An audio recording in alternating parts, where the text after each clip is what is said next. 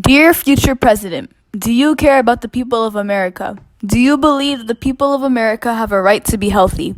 Will you help and support and provide for those who cannot support or provide for themselves? We, the people of the United States of America, have the right to vote for a leader that promises to solve the healthcare crisis. But first of all, what is healthcare?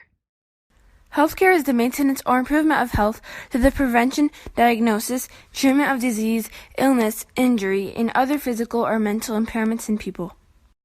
According to the Commonwealth Fund of America, there are about 329,064,917 people in America, and about 86.9% of these people are American citizens, making that about 285,957,412 American citizens.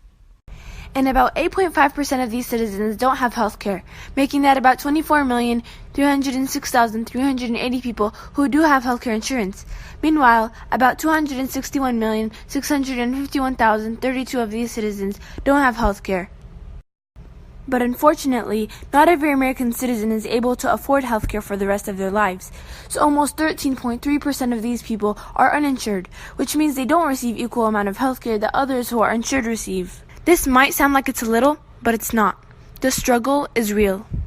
The consumers are so in the dark, they often feel powerless.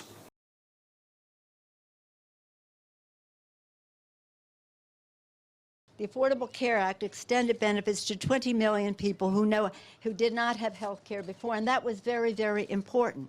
The cost of health care has remained in a black box. Health care in the United States is not a fair system because a lot of people, they don't have health insurance, especially these poor people.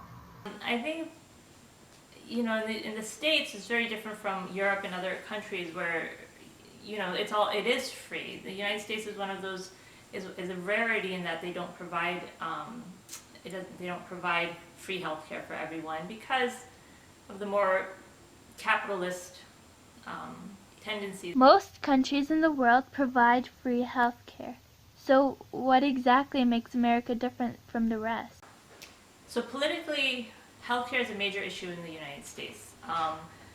We are a very, very rich country, but citizens' access to healthcare is very poor in this country, and this affects everyone. So it's an issue that absolutely has to be addressed by leadership in this country because either people don't have insurance or don't have good access to health care or they don't have access to enough quality health care. So it's a major issue that needs to be addressed on a national level. The cost of healthcare is yet still increasing by billions, and not many people are able to pay this much money.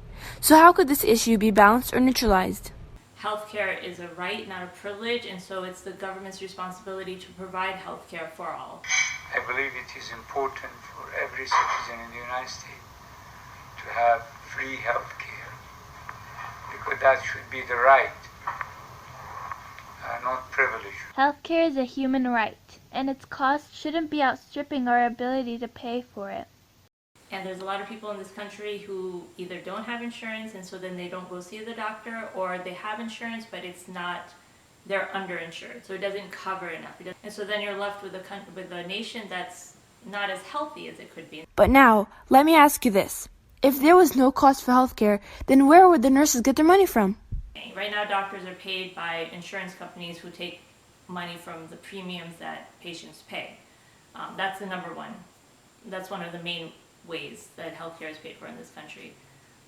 In a Medicare for All, for example, the government would be the main payer of healthcare.